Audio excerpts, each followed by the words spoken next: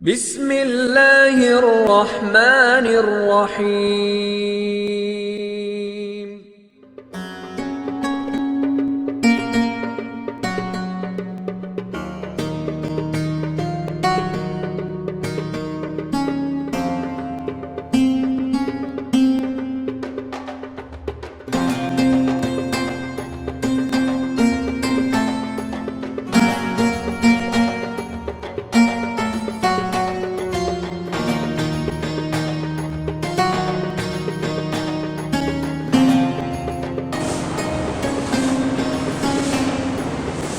بسم اللہ الرحمن الرحیم۔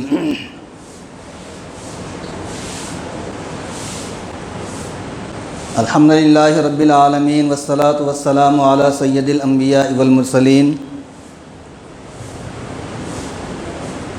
وعلی آلہ واصحابہ اجمعین الی یوم الدین۔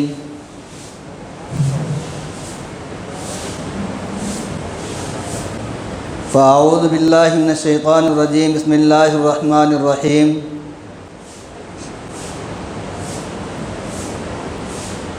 افتؤمنون ببعض الکتاب وتکفرون ببعض فما جزاء ذلک من یفعل منکم الا خزی فی الحیاۃ الدنیا ویوم القیامۃ یردون الی اشد العذاب وما اللہ بغافل عما تعملون۔ وقال تعالی ولا تہنوا ولا تحزنوا وانتم الاعلون ان کنتم مؤمنین۔ وقال تعالی لا تحزن ان اللہ معنا۔ صدق اللہ العلی العظیم۔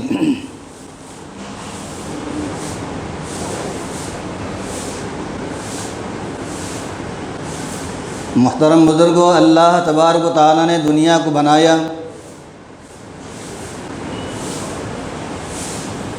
آدم علیہ السلام کو دنیا کے اندر مبعوث فرمایا،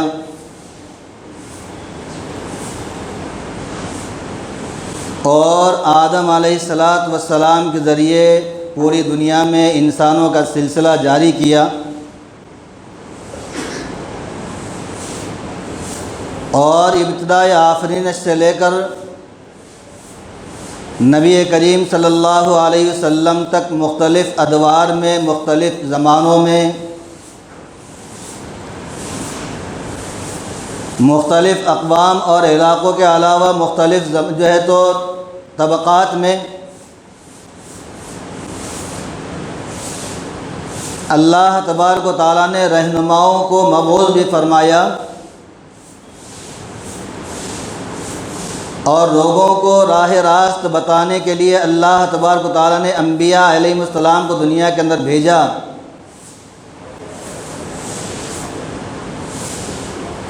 جس کی طرف اشارہ کیا گیا کہ لِكُلِّ قَوْمٍ هَادٍ۔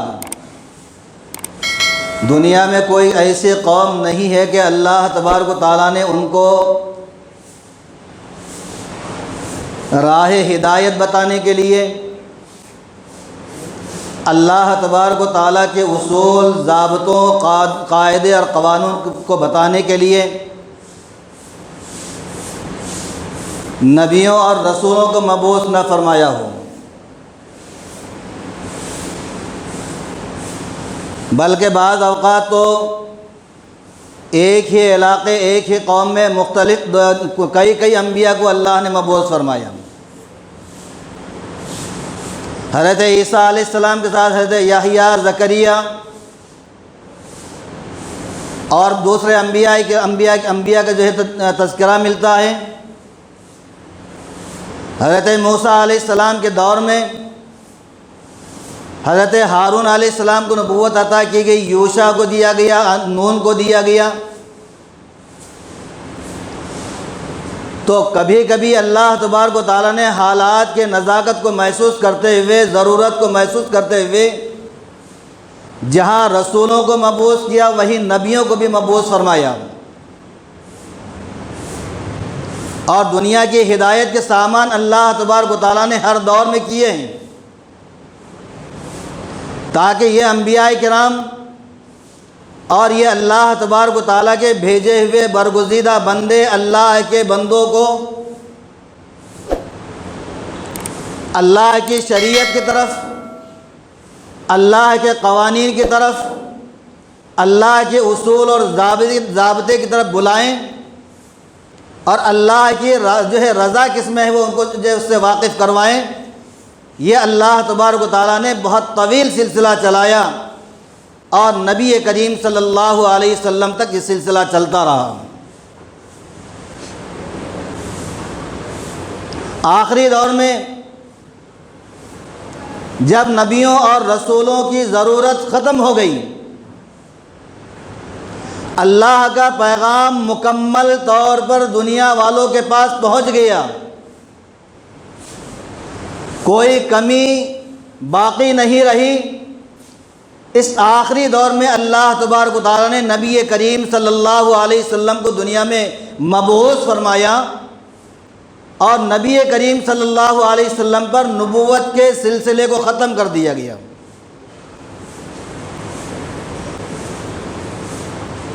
جس کی طرف اشارہ کیا گیا کہ انا خاتم النبیین، میں جو ہے نبوت کو ختم کرنے والا ہوں۔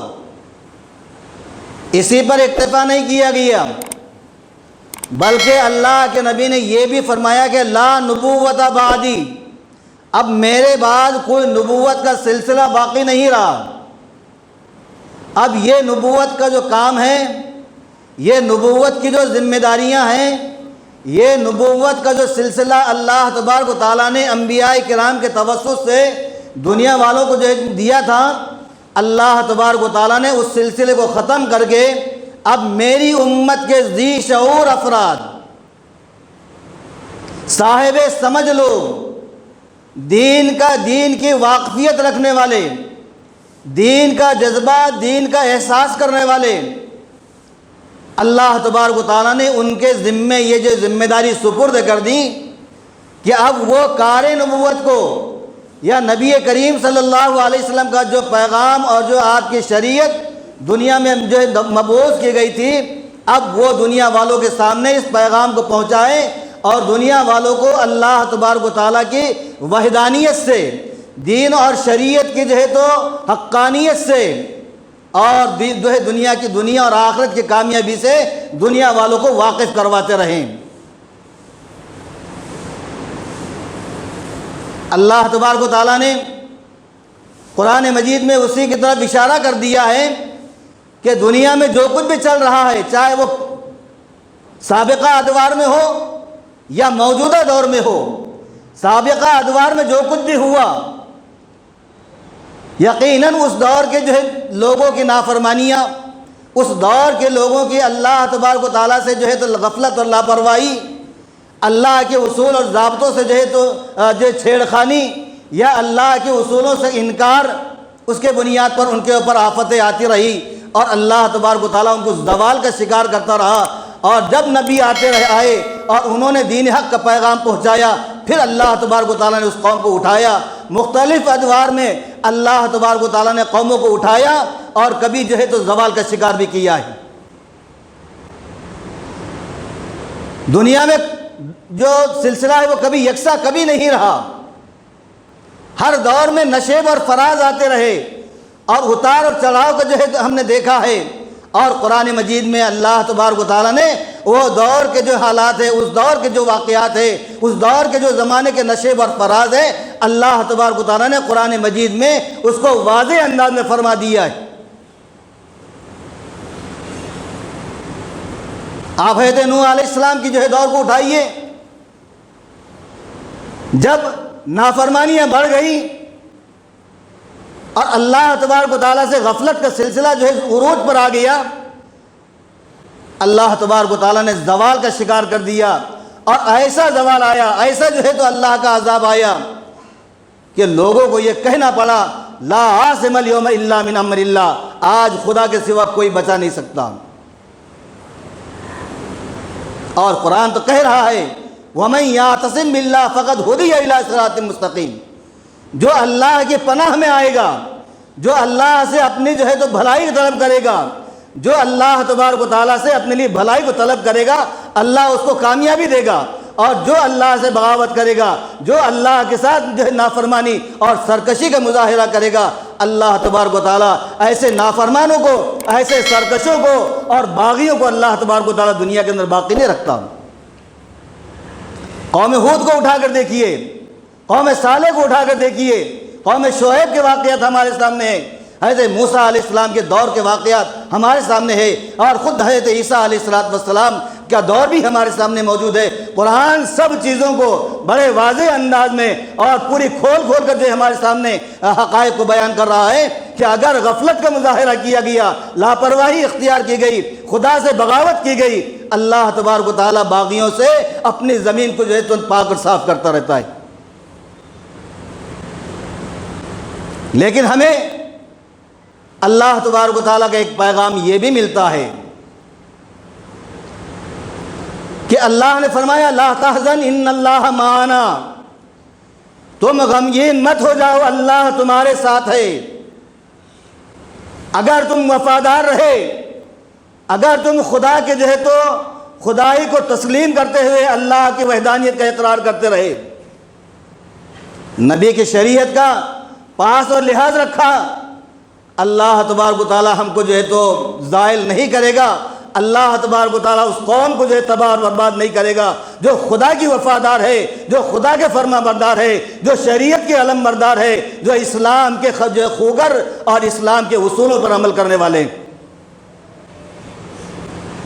لیکن اگر لاپرواہی کی گئی تو پھر اللہ تبارک و تعالیٰ ایسے نافرمانوں سے زمین کو پاک بھی کرتے ہیں۔ ہم کو یہ حکم دیا گیا ہے کہ ہم اللہ کے احکام کو مکمل طور پر،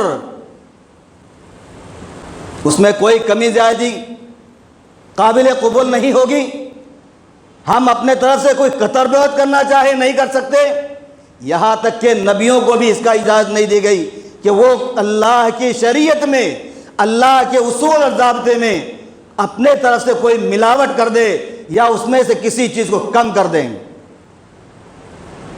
اللہ کے نبی صلی اللہ علیہ وسلم کو اللہ نے ڈانٹ دیا ہے ایک مقام پر،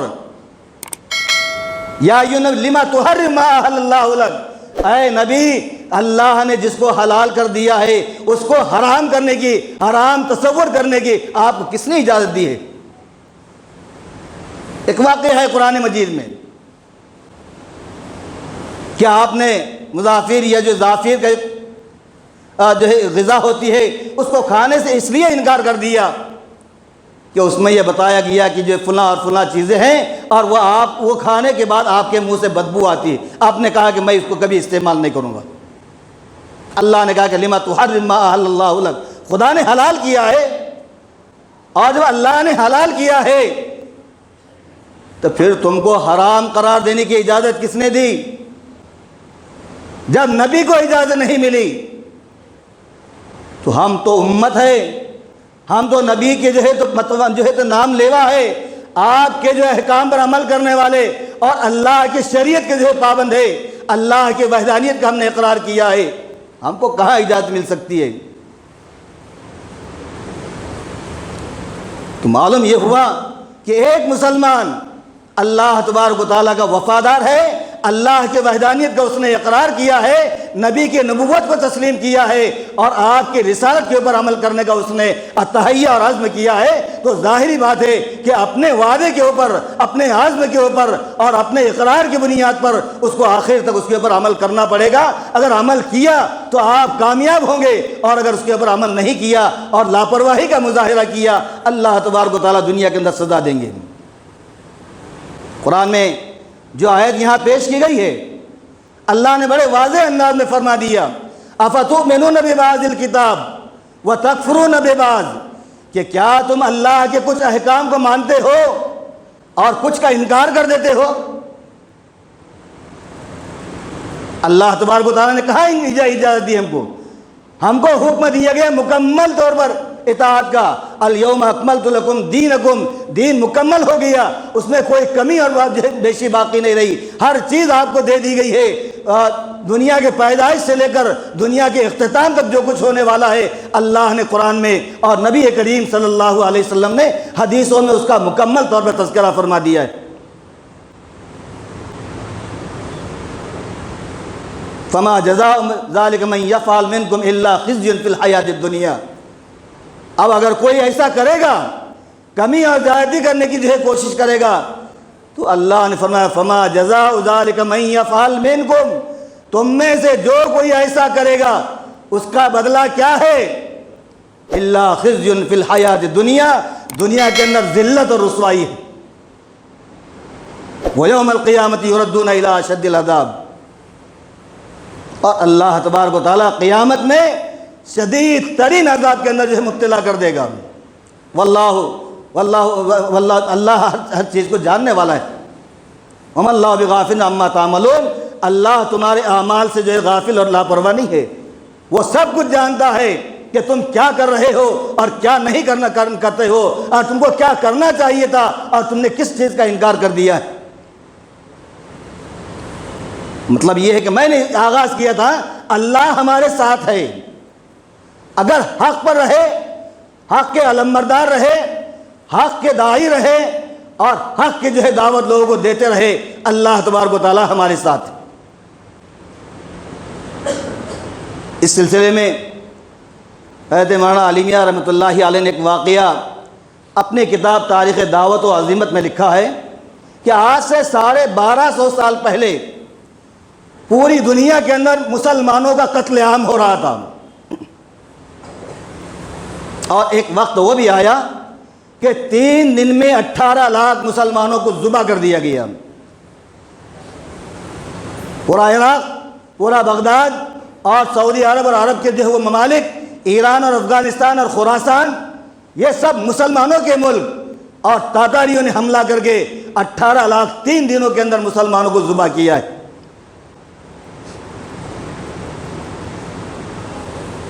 اب اتفاق کی بات یہ ہے کہ لوگوں کو ذبح کر دینے کے بعد ان کے سروں کے مینار بنائے گئے اور یہ جشن منا گیا کہ دیکھو ہم نے مسلمانوں کا کیا حال کر دیا ہے، ہماری مسجدیں مسمار کر دی گئی، کتابیں جلا دی گئی، قرآن دریاؤں میں ڈال دیے گئے، ہماری خواتین کو باندیا بنایا، اور جو مسلمان گرفتار ہو غلام بنا دیے گئے۔ ہلاکوں کی بیٹی بازار سے گزر رہی ہے، ایک مقام کے اوپر اس نے دیکھا کہ ایک پھٹے پرانے کپڑوں کے اندر ایک آدمی کھڑا ہوا ہے، اور وہ کچھ مسلمانوں کو اللہ کے دین کی باتیں جو بتا رہا ہے۔ اس نے اپنے ساتھ والوں کو یہ کہا کہ وہ کون ہے، تو کہا گیا کہ وہ مسلمان۔ پہلے تو مسلمانوں کے ساتھ جو ہے ان کو دشمنی ہے، مسلمانوں کے ساتھ یہ سب کچھ ہو گیا ہے، پھر یہ کہا گیا کہ وہ مسلمان، کہا گیا کہ پکڑ کے لاؤ ان کو۔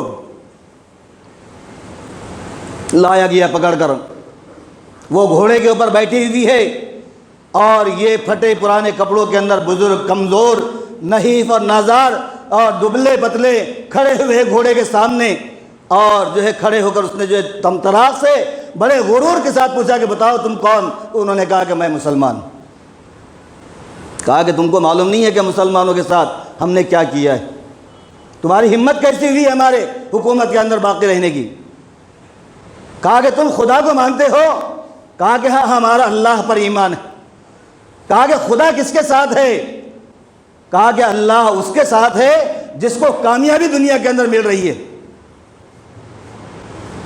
اللہ جس کو چاہتا ہے کامیابی دیتا ہے، اور اللہ جس کو چاہتا ہے ناکام کر دیتا ہے۔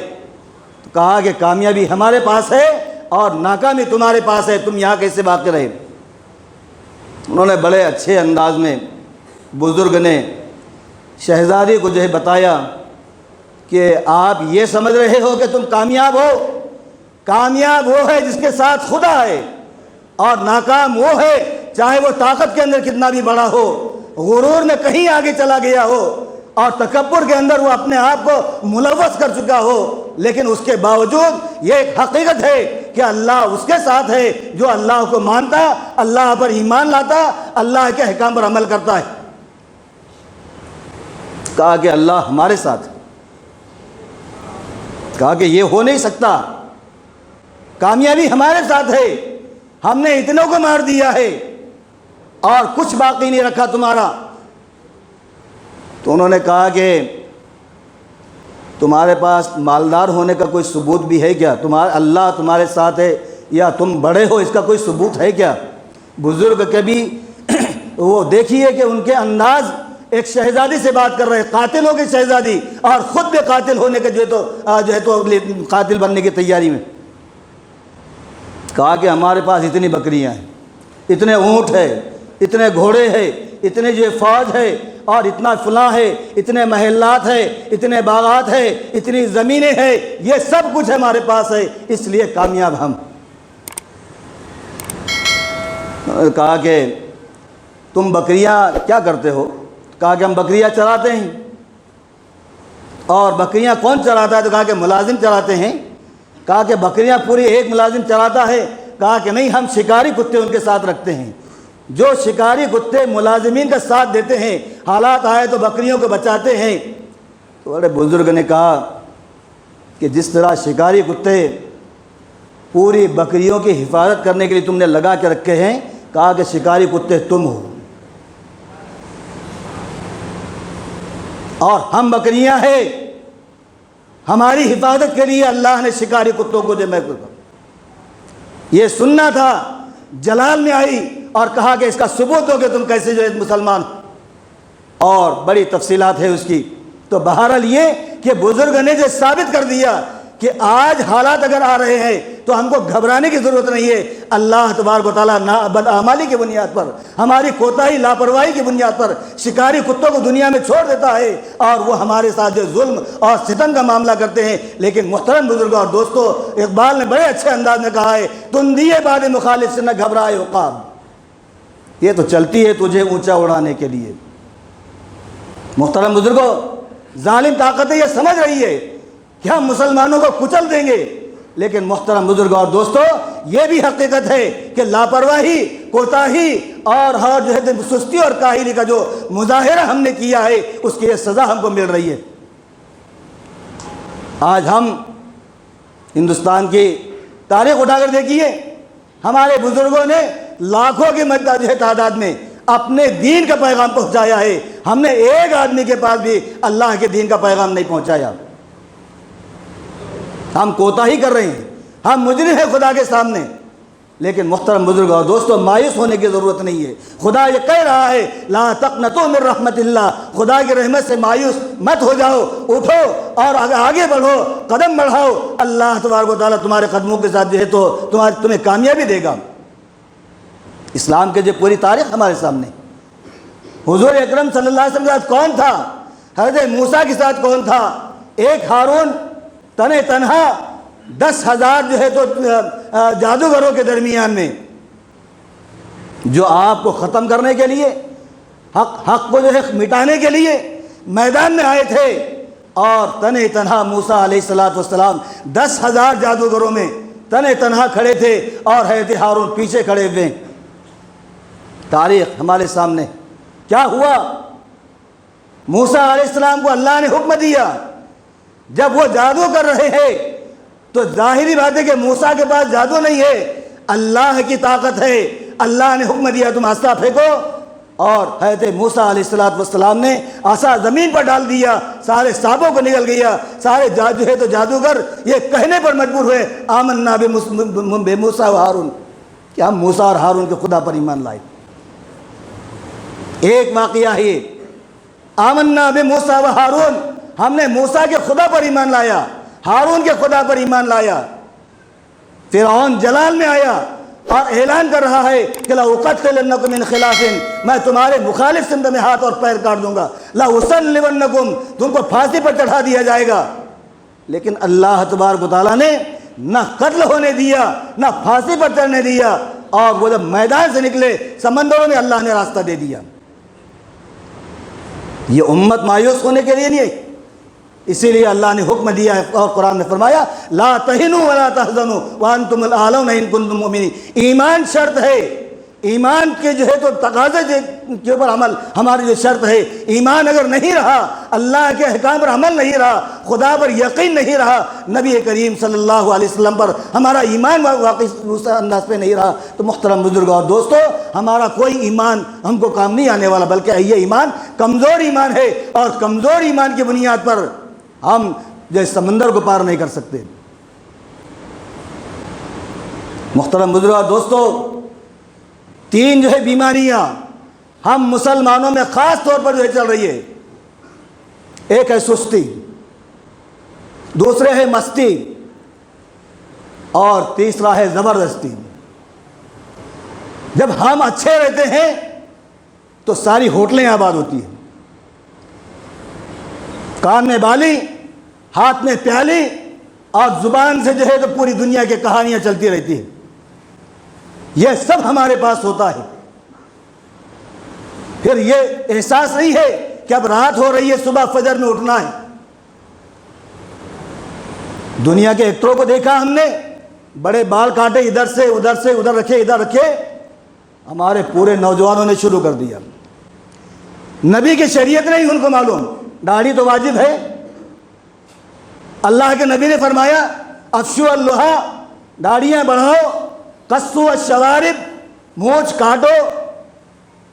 ہم مونچھ بڑی کر کے چلتے ہیں، داڑھی کاٹتے ہیں، سنتوں کا جنازہ نکلے گا، اللہ تبارک و تعالیٰ جنازہ نکالنے والوں کا جنازہ نہیں نکالے گا تو اور کیا ہوگا؟ یہ سستی ہے ہماری، نماز پڑھتے نہیں ہیں۔ اگر 1000 لوگوں کا سروے کیا جائے اور پوچھا جائے کہ نماز عید کون سی ہے، فرض ہے، واجب ہے، سنت ہے، مستحب ہے، تو پہلے تو ان کو اصطلاحات ہی سمجھ میں نہیں آئے گی، یہ فرض، واجب، سنت، مستحب کیا ہے، کتنی رکعتیں ہیں، کتنی تکبیریں زائد کہی جاتی ہے۔ محترم بزرگوں اور دوستو، یہ بڑا المیہ ہے۔ ہماری جمعہ کی نمازیں فل ہو جاتی ہے مسجدوں میں، ہم خطبے کے وقت مسجد میں پہنچتے ہیں اور نماز کا سلام پھیرتے باہر نکل جاتے ہیں، دعا کی توفیق بھی نہیں ہوتی۔ حالانکہ دعا کے بارے میں کہا گیا الدعاء مخ العبادہ، دعا عبادت کا مغز ہے، زبان سے نکلنے والے کلمات کو اللہ سنتا ہے، لیکن ہم کو دعا کی توفیق نہیں ہوتی۔ یہ تو ہماری کاہلی اور سستی کا نتیجہ ہے، اور بہت تفصیلات میں نہیں جانا چاہتا۔ مستی بھی ہماری دیکھیے کہ اللہ نے 2 پیسے دیے تو پھر شادیوں میں 5 کنٹل کھانا کریں گے، 3 کنٹل کھائیں گے، 2 کنٹل پھینک دیں گے۔ کھانے کے ساتھ، غذاؤں کے ساتھ بے حرمتی ہوگی، اللہ غذاؤں سے محروم کر دے گا۔ جس غذا کے لیے ہم کو حکم دیا گیا کہ ایک دن کا اگر زمین پر گر جائے اٹھاؤ، صاف کرو، اس کو کھاؤ، ہم تو کیا کرتے ہیں، بڑے بڑے پیالے جو ہے تو بھر کے گوشت منگوایا، گوشت پھینک دیا، پہلے منگاتے ہیں اور بعد میں پھینکتے ہیں اس کو۔ 2 نان کھانے کی، آدھی کھانے کی، 1 آدھی نان پھینک دیں گے۔ یہ ہماری مستیاں ہیں۔ حضور اکرم صلی اللہ علیہ وسلم کے صحابی ایک بادشاہ کے دربار میں معاہدے کے لیے گئے، بات چیت کرنا ہے ان سے، کھانے کی دعوت دی گئی۔ اس نے کھانا کھا رہے، بادشاہ سامنے بیٹھا ہوا ہے، صحابی حاتب بن بلتا ادھر سے بیٹھے ہوئے کھانا کھا رہے، 1 2 تنکے زمین پر گر گئے، انہوں نے اٹھایا اور وہ کھا لیا۔ لوگوں نے اعتراض کیا، یہ کیا کر رہے ہو، بادشاہ کے دسترخوان کے اوپر بے حرمتی ہوگی، نیچے کا اٹھا کے کھاتے ہو۔ حضرت حاتب بن بلتا رضی اللہ عنہ نے فرمایا اترک سنت حبیبی لہذہ الحمقاء، ان پاگلوں بے وقوفوں کی وجہ سے میں اپنے نبی کی سنت کیا چھوڑ دوں؟ اور آج ولیمے کے اندر کیا ہوتا ہے، آدھا کھایا آدھا پھینکا۔ کھانے کی سجد یہ معاملہ اگر ہمارے ساتھ ہوگا، ہم بے حرمتی کریں گے، اللہ نعمتوں کو چھین لے گا۔ پھر ہمارے بال، ہماری داڑھیاں، ایکٹر کو دیکھا داڑھی رکھے، نبی کی سنت کو دے تو سن کر نہیں۔ اللہ تبارک و تعالیٰ کے نبی ایسی داڑھیاں قبول نہیں کریں گے، منہ پر مار دی جائے گی، ہماری نمازیں منہ پر مار دی جائے گی، ہمارے زکوٰۃ جو ہے منہ پر مار دیا جائے گا، ہمارے روزے منہ پر مار دیے جائیں گے اگر اللہ کے لیے نہیں کیے گئے۔ نبی کریم صلی اللہ علیہ وسلم فرمایا نہا رسول اللہ صلی اللہ علیہ وسلم عن القضاء، یہ ہیپی بالوں کے بارے میں اللہ کے نبی نے منع فرمایا ہے، روکا ہے۔ نہا رسول اللہ صلی اللہ علیہ وسلم عن القضاء، کچھ بال چھوڑے، کچھ کاٹ لیے اور جیسا فیشن دیکھا ویسا کر لیا، سنت کے مطابق نہیں کیا، اللہ کے نبی نے منع کیا ہے۔ ہم کرتے، ہمارے لباس، ہم تنگ جو ہے تو جینس پہن کے، ٹی شرٹ پہن کے نماز کو آئے اور نماز پڑھ رہے ہیں تو پیچھے والے کو سطر دکھ رہا ہے. ہماری نماز تو گئی, پیچھے والے کی نماز بھی جو ہے تو کراہت سے خالی نہیں, اس لیے کہ سطر کا چھپانا فرض قرار دیا گیا ہے. یہ ہمارا معاملہ ہے. جب یہ معاملہ ہوگا تو پھر کیسے توقع کریں گے ہم کہ اللہ تبارک و تعالیٰ اس قوم کو ذلت سے, رسوائی سے اور ظلم اور جور سے بچائے؟ کس طرح بچے گا یہ؟ ہماری تجارت کیا ہو گئی, ہماری ملازمت کا کیا حال ہے, ہمارے کاروبار کا کیا حال ہے, ہمارے اخلاق کا کیا معاملہ ہے, ہماری تہذیب اور تمدن کا کیا معاملہ ہے؟ آپ پورا جائزہ لے لیجئے. ہم رشوت نہیں لیتے, ہمارے تاجر سود نہیں کھاتے, جس کے بارے میں اللہ کے نبی نے فرمایا کہ سود کھانے والا ایسا ہے جیسا اپنے ماں کے ساتھ زنا کرنے والا. ہم سود کھاتے, بنگلہ بنایا سود پر پیسہ لے کر بنا رہے. سود نہیں آیا, ایک لوٹے کے اندر پیشاب کا ایک قطرہ اگر گر جاتا ہے اور آپ کو کہا جائے کہ پیو اس کو, تو آپ کو پینے کی ہمت نہیں ہوتی اور کوئی پینے کے لیے تیار نہیں ہوتا. اگر کسی غذا میں انسان کا فضلے کا ایک تن کا گر جاتا ہے اور وہ غذا اس کو دی جاتی ہے تو وہ کھانے کے لیے تیار نہیں ہوتا, چاہے اس کو کتنا مجبور کیا جائے. لیکن سود سب چل رہا ہے, رشوت چل رہی ہے, رشوت سے بنگلے بن رہے ہیں, رشوت لے کر جو ہے کاروبار ہو رہے ہیں.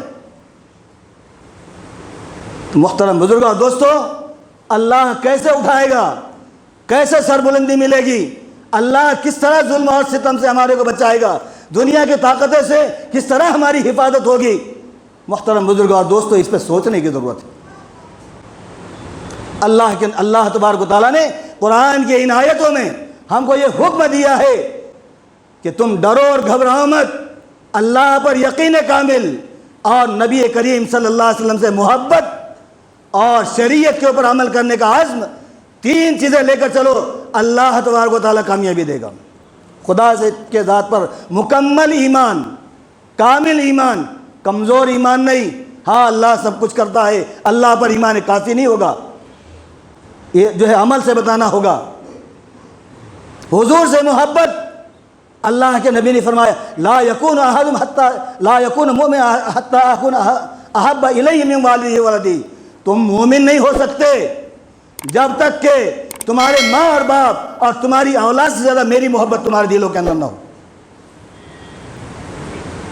لا یکون احدکم مومن, تم میں کوئی مومن نہیں. ہمارا ایمان کتنا کمزور ہے. تھوڑا جو ہے ظلم ہوا, ہم نے جو ہے تو مشرکانہ عقائد جو ہے تو الکلمات پڑھ لیے. محترم بزرگوں اور دوستو, 5 سال کے عرصے میں 1 لاکھ سے زیادہ لڑکیاں غیر مسلموں کے پاس چلی گئی. کیوں گئی ہے؟ ہمارے مالدار لاکھوں روپیے دے کر جو ہے پڑھاتے ہیں, کوئی ڈاکٹر بنا رہا, کوئی انجینئر بنا رہا, ان کو دین کی تعلیم دی ہے کہ ہم نے؟ جو فرض تھا ہم نے دیا نہیں.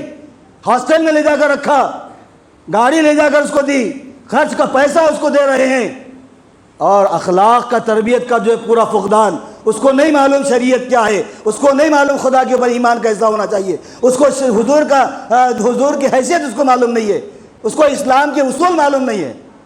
لیکن بڑی انٹلیکچوئل اور بڑی دانشور بن رہی ہے, ڈاکٹر بن رہی ہے, انجینئر بن رہی ہے, فلاں اور فلاں بن رہی ہے, اور آپ سب کچھ لٹا رہے ہیں. اور ایک وقت آتا ہے کہ پھر ناک نیچے کر دیتی ہے, آپ کو جو ہے آنکھ اٹھانے کی ہمت نہیں ہوتی. غریب کی بچیاں اچھی ہے جو غربت کی وجہ سے ہاسٹلوں میں نہیں جا رہی ہے اور ہاسٹلوں میں جا کر اپنا ایمان ضائع نہیں کر رہی ہے. میں یہ نہیں کہتا کہ ہم کو نہیں کرنا چاہیے, کرو, ہم بالکل کرنا چاہیے. نظم اور ضبط بھی کرو, ایمان کی تعلیم دو, اخلاق کی تعلیم دو, ان کا ایمان اتنا مضبوط بناؤ کہ دنیا کی طاقت اس کے پاس آ جائے تو وہ اپنے ایمان سے دستبردار ہونے کے لیے تیار نہ ہو. محترم بزرگوں اور دوستو, تفصیلات تو بہت زیادہ ہے اور جو ہے ہمارے پاس وقت بھی نہیں ہے. یہ جمعہ کا وقت ہے اور جمعہ کی وجہ سے جو وقت ملتا ہے اسی کے اندر اپنی بات کو مکمل کرنا ہوتی ہے. اللہ سے دعا کیجئے کہ اللہ تبارک و تعالیٰ ہمیں صحیح معنی میں مسلمان بننے کی توفیق عطا فرمائے, ایمان کی حفاظت کی توفیق عطا فرمائے, اسلام پر عمل کرنے کی توفیق عطا فرمائے, اور اسلام کے اوپر موت ہم کو اللہ نصیب فرما دے. ایمان کی موت عطا فرمائے۔ وآخر دعوانا ان الحمدللہ رب العالمین۔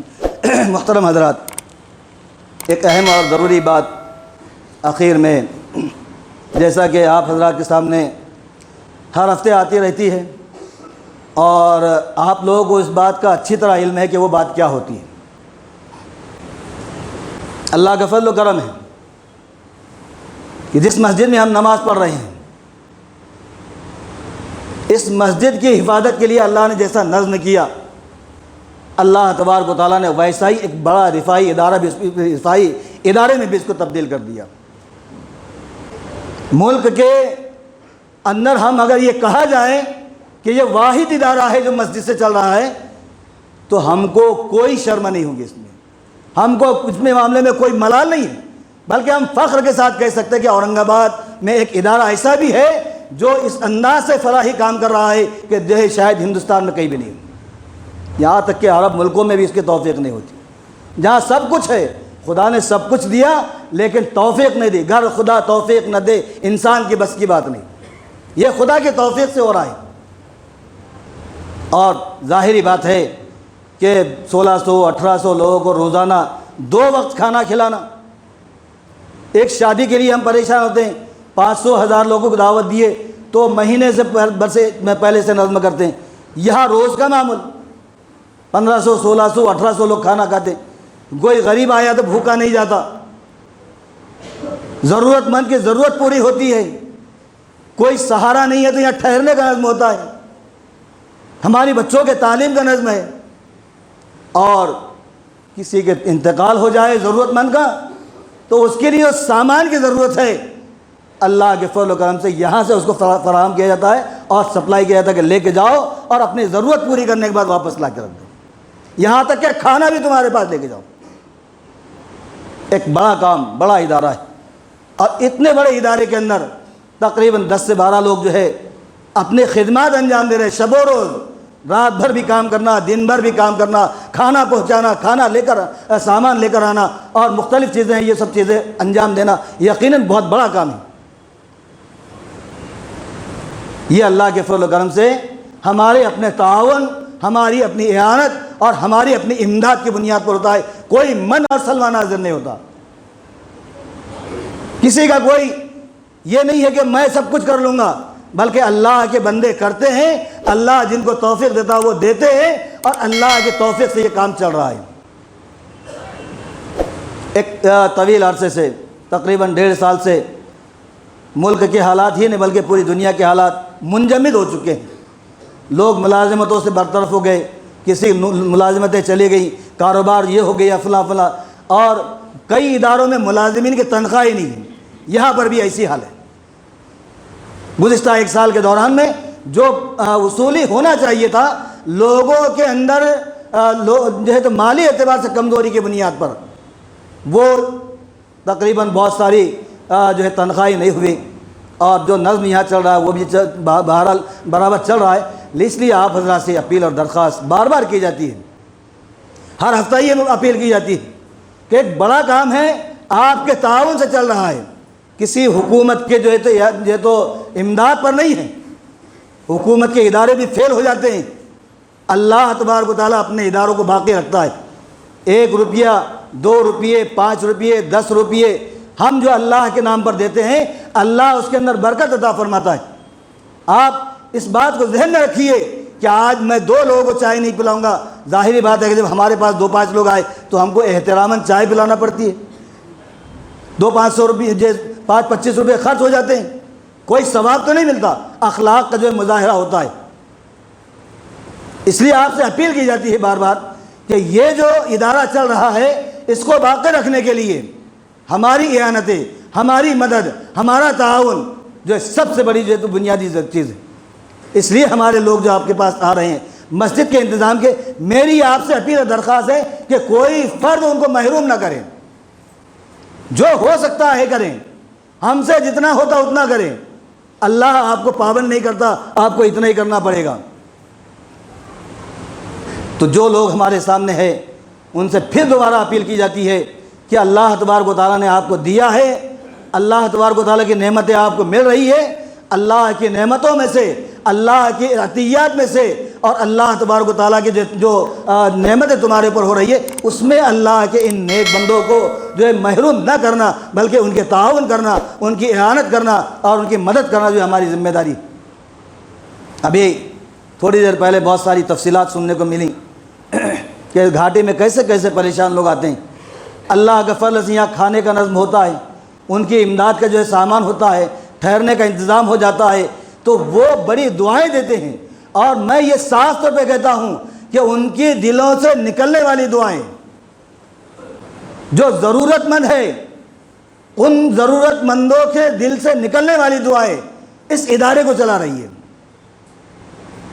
یہ اللہ تبارک و تعالیٰ کا فضل اور کرم، اور اللہ کا فضل اور کرم کا جو شکریہ ادا کرنا یہ ہے کہ خدا نے دیا تو اس کو دینا چاہیے۔ اسی لیے کہا جاتا ہے تم دو ملے گا، نہیں دیں گے اللہ روک لے گا، ہم دیں گے تو اللہ دے گا، اور ہم روکیں گے اللہ بھی روکے گا۔ روکنے والی بڑی طاقت ہے۔ اس لیے جو لوگ ہمارے سامنے آ رہے ہیں، میری آپ سے مؤدبانہ اپیل اور درخواست ہے کہ ان کی جو تنخواہیں رک گئی، کافی وقت سے تنخواہیں نہیں ہو رہی ہے، لیکن اس کے باوجود یہ لوگ کام کر رہے ہیں، آپ اس مد میں اور اس ضرورت کو پورا کرنے کے لیے ان کو محروم نہ کرے، ہر فرد ان کا تعاون کرے۔ اللہ تعالیٰ سے دعا ہے کہ اللہ تبارک و تعالیٰ ان چند باتوں پر ہمیں عمل کرنے کی توفیق عطا فرمائے۔ وآخر دعوانا ان الحمد للہ رب العالمین۔